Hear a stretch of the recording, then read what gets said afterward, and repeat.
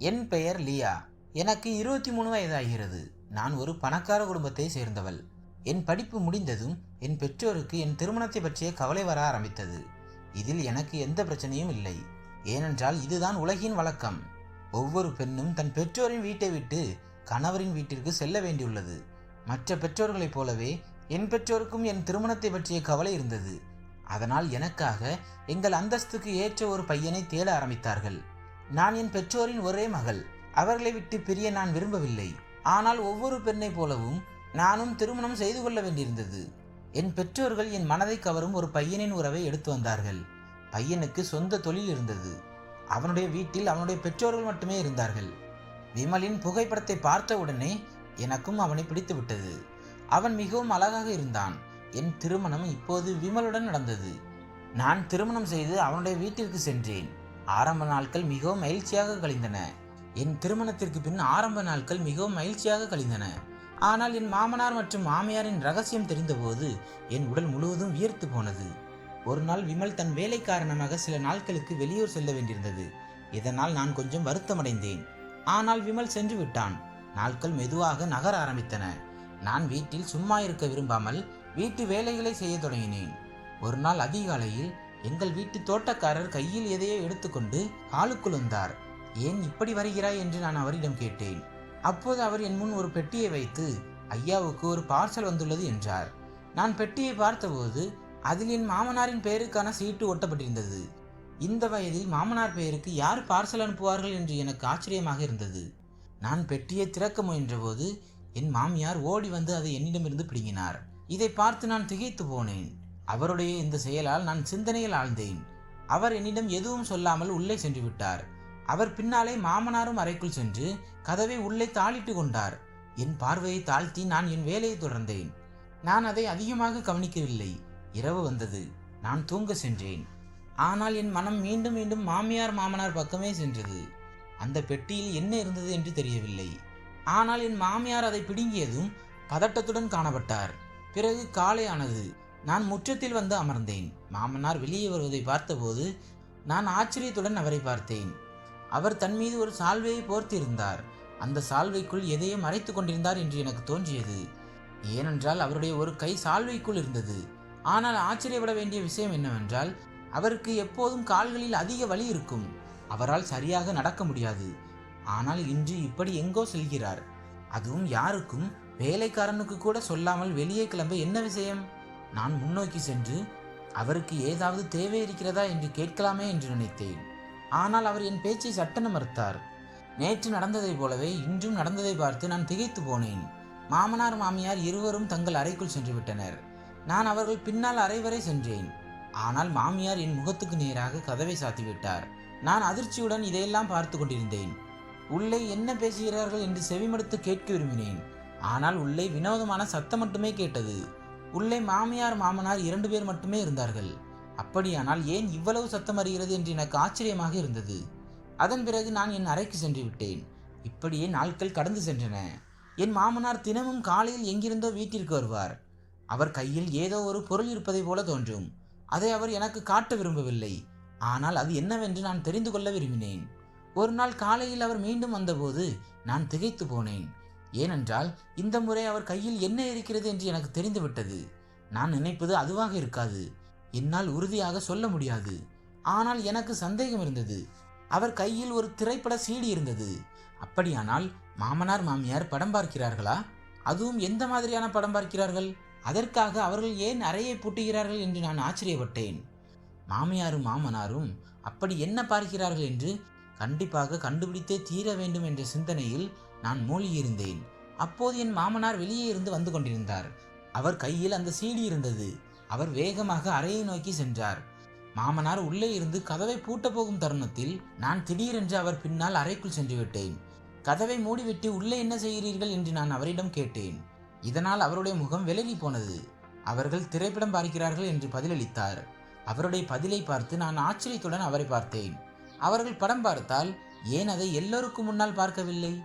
ஏன் கதவை பூட்டிவிட்டு பார்க்கிறார்கள்? இதற்கு என்ன தேவை?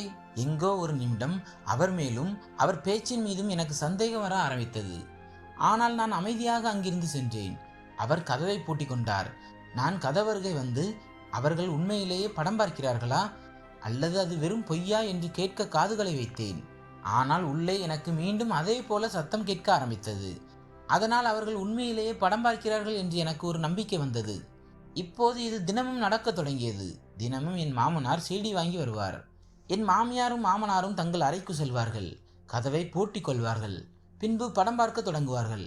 அதே சமயம் நான் வெளியே கவலைப்பட்டு தனிமையில் அமர்ந்திருந்தேன். திருமணத்திற்கு முன் வீட்டின் பெரியவர்கள் வீட்டின் பொலிவை அதிகப்படுத்துவார்கள் என்று நான் கேள்விப்பட்டேன். ஆனால் இங்கே நிலைமை வேறு. மாமியாரும் மாமனாரும் நாள் முழுவதும் அறையிலேயே இருப்பார்கள். நான் இந்த பெரிய வீட்டில் தனிமையில் அலைந்து கொண்டிருந்தேன். அவர்கள் என் அருகில் உட்கார்ந்து அன்பாக 2 வார்த்தைகள் பேசக்கூட இல்லை. ஒரு நாள் என் மனதில் ஒரு யோசனை வந்தது.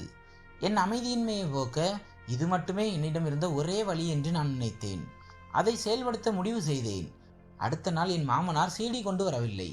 அவர் வீட்டிலிருந்தே வெளியே போகவில்லை என்பதை கண்டு நான் திகைத்தேன். எந்த பெட்டியும் அல்லது பார்சலும் வீட்டிற்கு வரவில்லை. நான் சீடி வர காத்திருந்தேன். 5 நாட்கள் கடந்துவிட்டன. ஆனால் என் மாமனார் வீட்டை விட்டு எங்கும் செல்லவில்லை.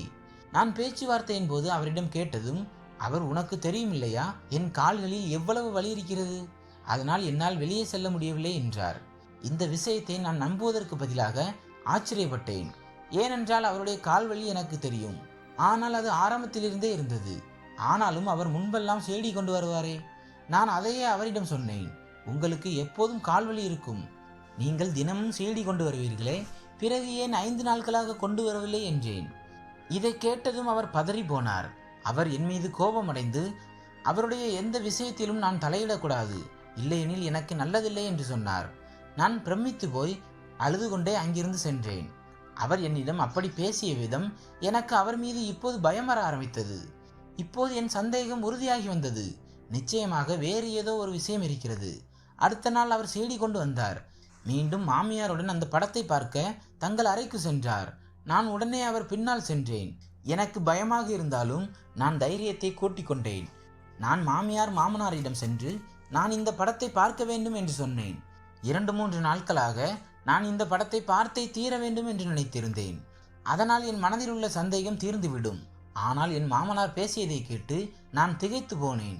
அவர் இந்த படத்தை நீ பார்க்கக்கூடாது என்று மறுத்துவிட்டார். நான் ஆச்சரியத்துடன் ஏன் என்னால் இந்த படத்தை பார்க்க முடியாது என்று அவரிடம் கேட்டேன். அதற்கு அவர், இது எங்கள் காலத்து திரைப்படம், அதனால் உன்னால் இதை பார்க்க முடியாது என்று சொன்னார். இதை சொல்லிவிட்டு அவர் உள்ளே இருந்து கதவை பூட்டி கொண்டார். நான் வெளியே நின்று சிந்தனையில் ஆழ்ந்தேன். இது என்ன பேச்சு? அவர்கள் காலத்து திரைப்படம் என்றாலும் நான் பார்க்க விரும்பினால் என்னை ஏன் தடுக்கிறார்கள்? நான் வெளியிலேயே அமர்ந்தேன். கொஞ்ச நேரத்திற்கு பிறகு மாமியாரும் மாமனாரும் வெளியே வந்தார்கள். நான் அவர்களிடம் எதுவும் சொல்லவில்லை. ஏனென்றால் அவர்களுக்கு என் மீது சந்தேகம் வரக்கூடாது என்று நான் அமைதியாக இருந்தேன். இன்று மாமனாரின் முகத்தில் எனக்கு சற்று கவலையும் தெரிந்தது. நான் சிந்தனையில் ஆழ்ந்தேன். நாட்கள் கடந்தது. ஆனால் என் கேள்விகளுக்கு எனக்கு பதில் கிடைக்கவில்லை. இரவு வந்தது. நான் என் அறைக்கு தூங்க சென்றேன். என் மாமியாரும் மாமனாரும் தங்கள் அறைக்கு சென்றனர். நள்ளிரவில் எனக்கு விழிப்பு வந்தது. என் அறையில் எனக்கு சுவாசம் அடைப்பது போல இருந்தது. அதனால் நான் வெளியே வந்தேன். நான் எங்கள் முற்றத்திற்கு வந்தபோது திகைத்து போனேன். ஏனென்றால் நான் 2 ஆண்களை கதவுக்கு வெளியே பார்த்தேன். அவர்களை பார்த்து அவர்கள் யார் என்று எனக்கு ஆச்சரியமாக இருந்தது. உள்ளே செல்ல என் மனம் விரும்பியது. ஆனால் எனக்கு தைரியம் வரவில்லை. அவர்கள் யார் என்று நான் கேட்டேன். இருவரின் முகத்திலும் சால்வை போர்த்தப்பட்டிருந்தது. அதனால் என்னால் அவர்களை பார்க்க முடியவில்லை. ஆனால் திடீரென்று என் கண்களுக்கு முன்னால் இருண்டு போனது. பயந்த இதயத்துடன் நான் அங்கேயே தரையில் விழுந்தேன். அந்த 2 பேர் யார்? அவர்கள் எங்கள் வீட்டில் என்ன செய்து கொண்டிருந்தார்கள் என்று எனக்கு தெரியவில்லை. காலையில் நான் கண் விழித்த போது நான் என் அறையில் இருந்தேன். என் தலையில் மிகவும் கடுமையான வலி இருந்தது. நான் எப்படி அறைக்கு வந்தேன் என்று யோசித்தேன். எனக்கு எதுவும் நினைவில் இல்லை. திடீரென்று எனக்கு இரவில் நடந்த விஷயம் நினைவுக்கு வந்தது. நான் வெளியே ஓடினேன். அங்கே என் மாமனாரும் மாமியாரும் அமர்ந்திருந்தார்கள். அவர்கள் என்னை பார்த்து தங்கள் அருகில் உட்கார சொன்னார்கள். நான் நடந்த முழு விஷயத்தையும் அவர்களிடம் சொன்னேன். இரவின் இருளில் வீட்டில் 2 பேரை பார்த்தது எப்படி என்று நான் மிகவும் கவலையாக இருந்தேன். ஆனால் அவர்கள் பேசியதை கேட்டு நான் கொஞ்சம் கவலையடைந்தேன்.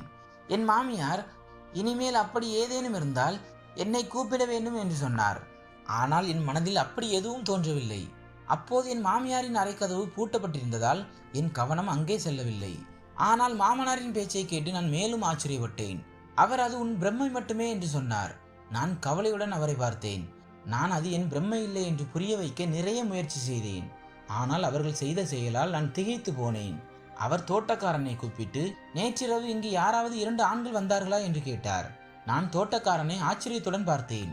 அதற்கு அவன் தான் இரவு முழுவதும் கடமையில் விழித்திருந்ததாகவும், ஆனால் யாரும் வீட்டிற்குள் நுழையவில்லை என்றும், அப்படி நடந்திருந்தால் தனக்கு தெரிந்திருக்கும் என்றும் பதிலளித்தார்.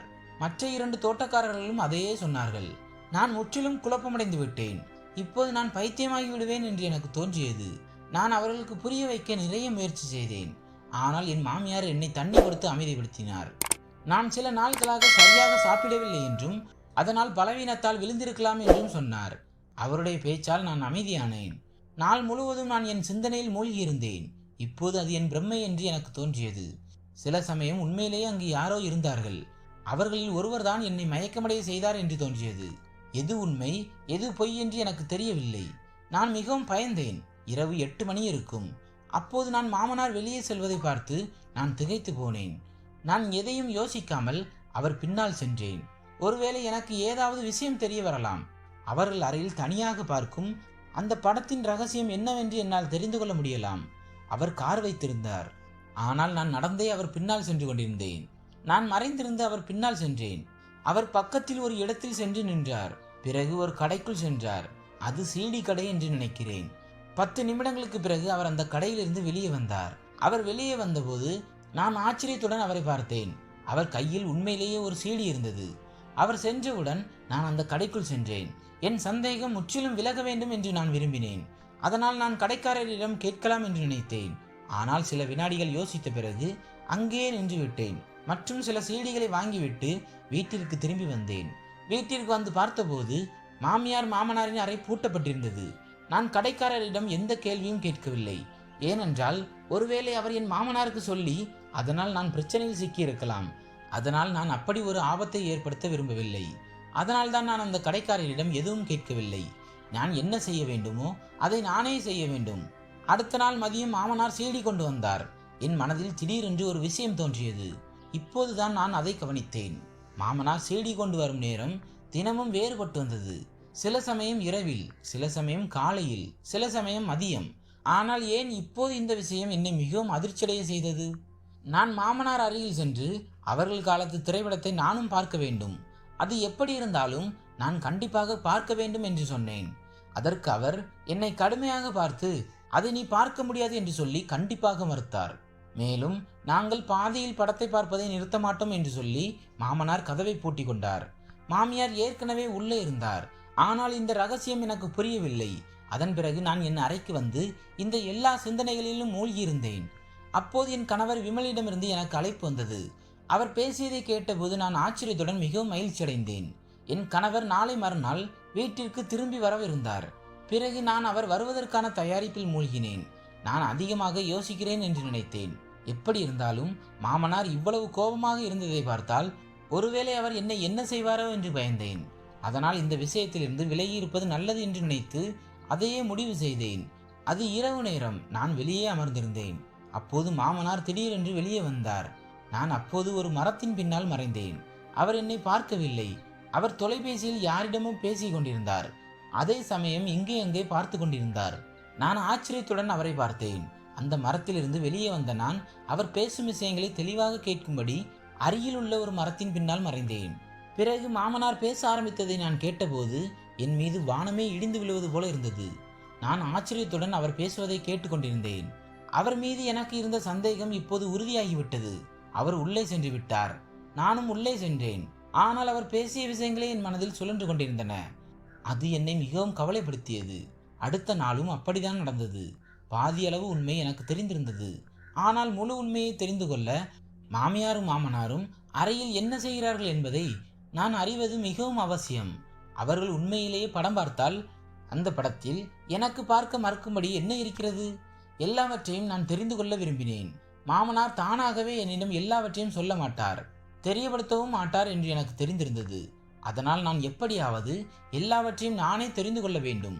மாமனார் மாலையில் மீண்டும் சீடியை எடுத்து வந்தார். ஆனால் இந்த முறை நான் எந்த எதிர்ப்பும் தெரிவிக்கவில்லை. அவர் என்னை பார்த்தவுடனேயே அறைக்குள் சென்று விட்டார். நான் ஹாலில் அமைதியாக அமர்ந்திருந்தேன். நான் நினைத்த விஷயம், அவர்களுக்கு என் மீது சந்தேகம் வரக்கூடாது என்று நான் விரும்பவில்லை. இந்த ரகசியத்தை பற்றி நான் கண்டிப்பாக தெரிந்து கொள்ள விரும்பினேன். அதனால் நான் அமைதியாக இருப்பது மிகவும் அவசியம். நான் என் அறைக்கு வந்து என் கணவர் வருவதற்கான ஏற்பாடுகளை செய்ய தொடங்கினேன். நாளை என் கணவர் திரும்பி வரவிருந்தார். நான் வேலைக்காரர்களிடம் சொல்ல ஆரம்பித்தேன். என் முழு கவனத்தையும் வேலையில் செலுத்தினேன். இப்போது நான் காத்திருப்பது நாளைக்காகத்தான். இறுதியில் காத்திருப்பு முடிந்தது. நாளையும் வந்தது. நான் மாமனார் செய்தி கொண்டு வருவதற்கு காத்திருக்க ஆரம்பித்தேன். என் மாமியார் சோபாவில் அமர்ந்திருந்தார். நான் வேலைக்காரர்களை பார்க்கும் சாக்கு சொல்லிவிட்டு உள்ளே செல்ல ஆரம்பித்தேன். இன்னும் கொஞ்ச நேரத்தில் என் மாமனார் சீடி கொண்டு வருவார் என்று எனக்கு தெரியும். அப்போது நான் யோசித்த முடிவின்படி என் மாமியார் மாமனாரின் அறைக்குள் ஒளிந்து கொண்டேன். இன்று அவர்கள் என்ன படம் பார்க்கிறார்கள், ஏன் அதை என்னிடமிருந்து மறைக்கிறார்கள் என்று தெரிந்து கொள்ள வேண்டும். என் கணவர் வர இன்னும் சிறிது நேரமே இருந்தது. ஆனால் அதற்கு முன் நான் இந்த விஷயங்களை பற்றி தெரிந்து கொள்ள வேண்டும். நான் இதையெல்லாம் யோசித்துக் கொண்டே மாமியார் மாமனாரின் அறைக்குள் சென்றேன். அவர்கள் சீடியை இயக்கினார்கள். படத்தை பார்க்க தொடங்கினார்கள். படம் தொடங்கியது. நான் கவனமாக பார்த்து கொண்டிருந்தேன். நான் அதை பார்க்க பார்க்க வெட்கத்தால் நான் கூச்சமடைந்தேன். இறுதியில் நான் ஆச்சரியப்பட்டேன். இதுதான் விஷயமா? அரை மணி நேரத்திற்கு பிறகு நான் அங்கேயே குழப்பத்தில் அமர்ந்திருந்தேன்.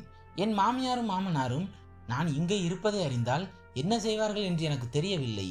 நான் என் திட்டத்திற்காக காத்திருந்தேன். 5 நிமிடங்கள் கழிந்தது. அப்போது அவர்கள் கதவில் தட்டுதல் சத்தம் கேட்டது. அவர்கள் கதவை திறந்தபோது அவர்கள் திகைத்து போனார்கள். நானும் அப்போது எழுந்து வெளியே ஓடினேன். நான் அவர்கள் அறையிலிருந்து வெளியே வருவதை பார்த்தபோது அவர்கள் ஆச்சரியப்பட்டனர். மாமியாரும் மாமனாரும் இதை பற்றி தெரிந்து கொண்டார்கள். அப்போது அவர்கள் கோபத்துடன் என்னை பார்த்தார்கள். நான் அவர்களிடம் நான் சொல்வதற்கு பதிலாக அவர்களே தங்கள் கதையை சொல்லும்படி சொன்னேன். என் பேச்சை கேட்டு அவர்கள் ஆச்சரியத்தில் இருந்தார்கள்.